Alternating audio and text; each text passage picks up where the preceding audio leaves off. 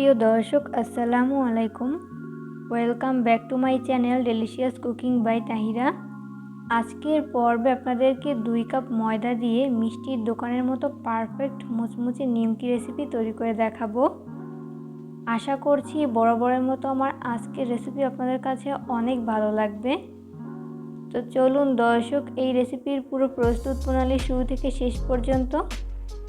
নিমকি বানানোর জন্য প্রথমে একটা মিক্সিং বোল নিয়েছি। এরপর এর মধ্যে ব্যবহার করব মেজারমেন্ট কাপের 2 কাপ পরিমাণ ময়দা। চাইলে ময়দার পরিবর্তে আটাও ব্যবহার করতে পারেন। এরপর ব্যবহার করব 1 চামচ পরিমাণ চিনি, স্বাদমতো লবণ, হাফ চামচ পরিমাণ কালো জিরা, 1 টেবিল চামচ পরিমাণ ঘি। চাইলে ঘিয়ের পরিবর্তে সয়াবিন তেলও ব্যবহার করতে পারেন, তবে ঘি দিলে খুব সুন্দর একটা ফ্লেভার আসে।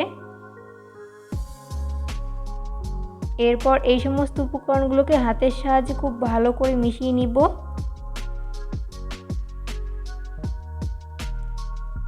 একটু সময় নিয়ে ঘি ময়দার সাথে খুব ভালো করে মিশিয়ে নিতে হবে।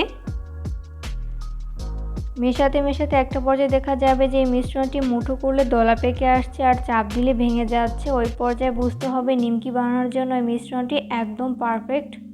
তো এই পর্যায়ে আমি অল্প অল্প করে নর্মাল তাপমাত্রার পানি অ্যাড করে পারফেক্ট একটা ডো তৈরি করে নিব। এখানে পানি একবারে না দিয়ে এইভাবে অল্প অল্প করে দিব আর হাত দিয়ে খুব ভালো করে মিশিয়ে নিব।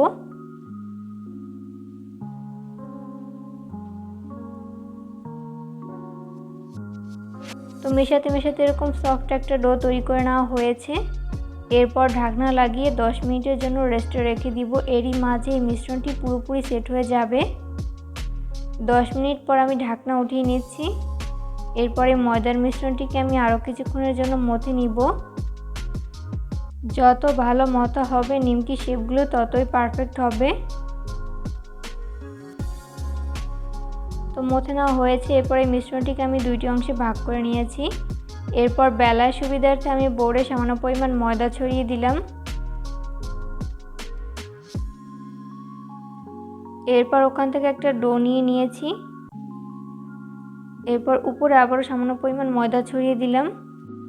এরপর হাত দিয়ে এভাবে একটু প্রেস করে নিচ্ছি। এরপর বেলনির সাহায্যে খুব ভালো মতো বেলে নিব।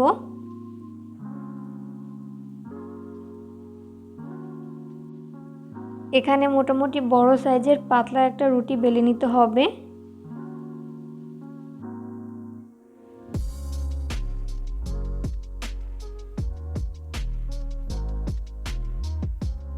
তো এই পর্যায়ে আমার বড় সাইজের একটা রুটি বেলে নেওয়া হয়েছে।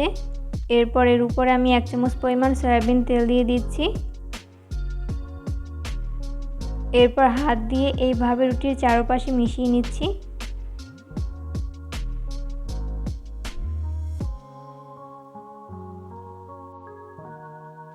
তেল মিশিয়ে নেওয়ার পর আমি এর মধ্যে সামান্য পরিমাণ কর্নফ্লাওয়ার ব্যবহার করছি। আর এখানে অবশ্যই কর্নফ্লাওয়ার ব্যবহার করতে হবে, ময়দা ব্যবহার করা যাবে না। এরপর হাত দিয়ে এইভাবে চারপাশে মিশিয়ে নিচ্ছি।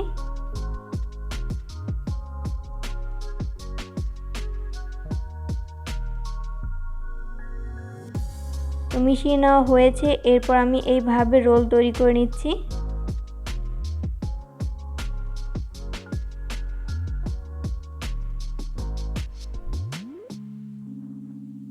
এরপর সাইড থেকে আমি সামান্য পরিমাণ পানি লাগিয়ে নিচ্ছি, এতে করে ভাজার সময় আর খুলে আসবে না।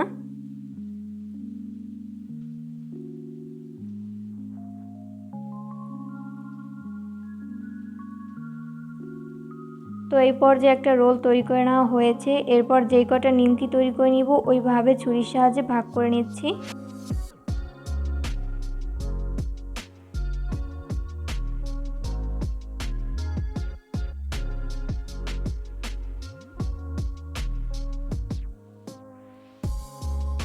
তো এরপর এগুলোকে একটা সাইডে রেখে দিব। ওখান থেকে একটা নিমকি শেপ নিয়ে এইভাবে হাত দিয়ে প্রেস করে নিচ্ছি।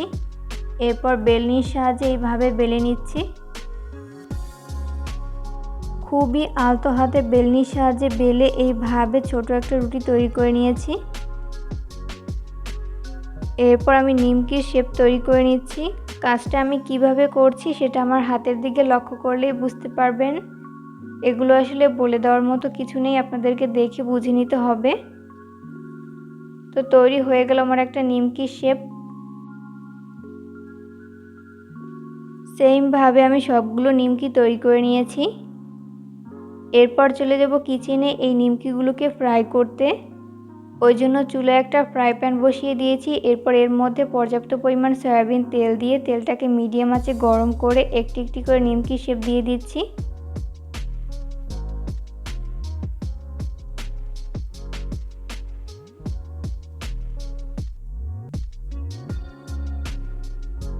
প্রথম ব্যাচ যতগুলো নিমকি শেপ ধরে আমি ততগুলো দিয়ে দিয়েছি, বাকিগুলোকে পরের ব্যাচে ভেজে নিব।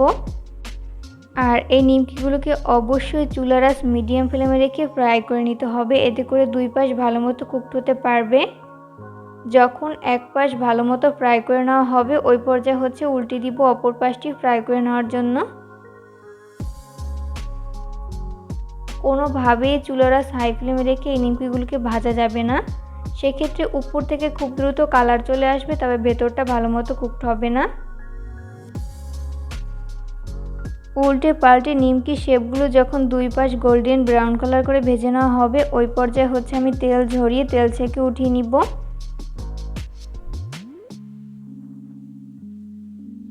সেমভাবে আমি বাকি নিমকিগুলোকেও ভেজে নিব। এই পর্যায়ে আমার সবগুলো নিমকি ভেজে উঠিয়ে নেওয়া হয়েছে। আমি এগুলোকে একটা প্লেটে তুলে নিয়েছি। চেষ্টা করেছি রেসিপিটি সহজভাবে শেয়ার করতে। আশা করছি বরাবরের মতো আমার আজকের রেসিপি আপনাদের কাছে অনেক ভালো লেগেছে। রেসিপি ফলো করে কিন্তু অবশ্যই বাসায় ট্রাই করবেন, দেখবেন পরিবারের সবাই অনেক বেশি পছন্দ করবে আর অনেক মজা করে খাবে। পরবর্তী ভিডিও দেখার আমন্ত্রণ জানিয়ে আজকের মতো এখানেই বিদায় নিচ্ছি। সবাই অনেক বেশি ভালো থাকবেন। আল্লাহ হাফেজ।